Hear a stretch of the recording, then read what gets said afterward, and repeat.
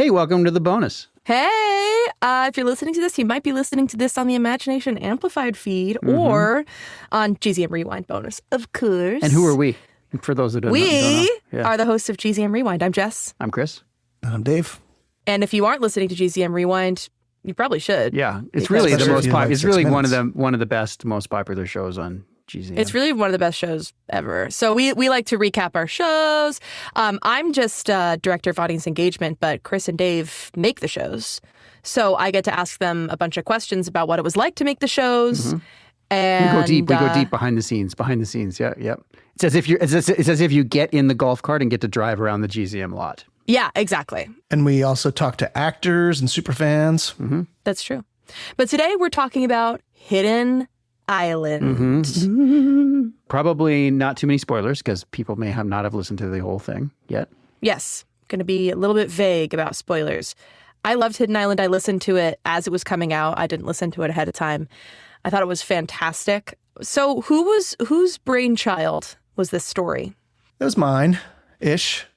Well, it started as the idea. We did Treasure Island 2020 years ago. And we've always talked about what other classic pieces of literature could we adapt.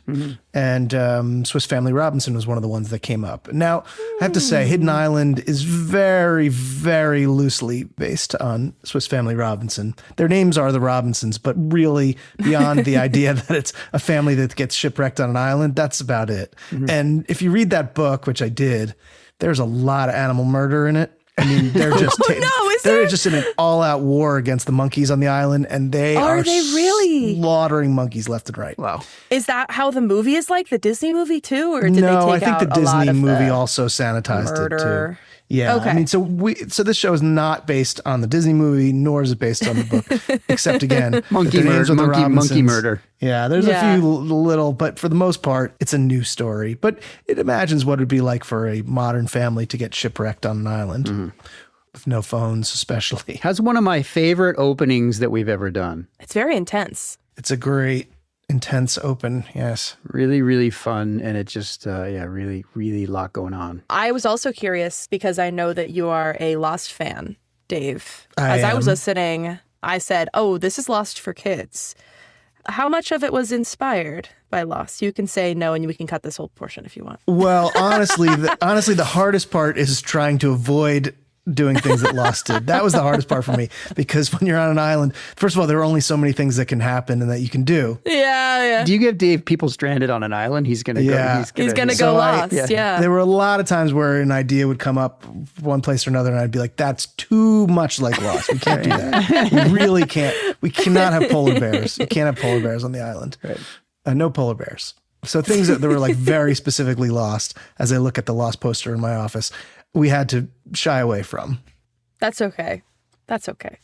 Well, Chris, what were some of your favorite score moments that you can think of? Well, so the score was me and Jenny Rokamp, who works on, I just always love when we bring Jenny in on a show. I think in terms of favorite score moment, I mean, I think it goes along with the beginning. I think the way that the beginning opens really sets the tone musically, and it's got that just heightened adventure feel to it, and always so fun. It's a pretty much drop the needle moment, the way that it opens, Yeah. And she also was a composer for Treasure Island 2020, was exactly. she not? Yeah, that's why I brought her in. Right. Yeah, that's why I brought her in, because it seems that they needed that sort of feel to it. So and that was such a grand adventure. Exactly. Yeah, and she does that so well. So also really interesting characters. I thought that Jake and Amelia's relationship was fascinating to me. Like Amelia having been, sick as a kid, and Jake having almost like a jealousy for the fact that she had attention. I think it's our most family show, like Dave's mentioned, right? It was just a very interesting dynamic. And I complimented y'all on Rewind about this too. Colin and Isabel's relationship. You write parents to be full characters in these shows and full arcs and full, like needs and wants. It's great. I really, really loved them. And I think because I'm leaving out Leo, who was wonderful. What were you saying? Because this show only has really 5 characters, other than maybe some animals and things, we explored the dynamics within a family in a way that we don't normally get the chance to, because there's always friends involved. And in this case, all they have is each other. So whether it's the marriage or the relationship between the siblings or relationship between kids and parents, I think we had more opportunity to explore that in this show. Oh, true that. And the dynamics of what it means to be the older sibling and the younger sibling and the one in the middle. Yeah. And like you said, the backstory of Amelia having been sick and what does that do to the entire family? Yeah. And how do they treat her once she's now not sick anymore, but is on an island where things may not be safe? And so the parents have to grow and learning to accept these kids and give them their freedom. And, you know, that's a big part of the story too.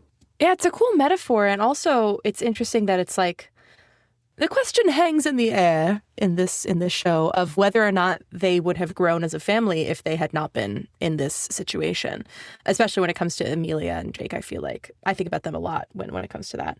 But I was very excited about the casting of this because I'm a big old theater nerd, and we just have Broadway star, Broadway star, Broadway star. And then while we were releasing, Patrick Scott McDermott became a Broadway star. Yeah. And Rocco, I'm sure, is headed for the Great White Way as well. But yeah, really, really major stars. And they absolutely killed it too. I also like I was mentioning a little bit about the opening. I like, Dave, the way it's set up where we hear them get to we hear the sort of, the sort of intensity of the original thing. But then we go back and see them as a family for a minute. Yeah, we go from this moment of them launching into the storm and then back to see a different kind of chaos in their home life in Minnesota. Yeah, the way that it sets up, like the sort of, you can hear the dynamic of it with the phone call to him, the sort of like, hey, do you want to come out? And again, Jess, like you mentioned, the mom sort of being trepidatious about wanting to go. You know what I mean? This sort of like, can we talk about this later? That sort of stuff is always really super effective, right? Like, it's really nice. And then we go back to the transition back, which is really cool. Have you seen either of them on Broadway? Have you seen them live? I want to. I mean, I saw Will Swenson in Hair. Way back. The best thing ever. The best thing ever. And Gavin Creel. Yeah.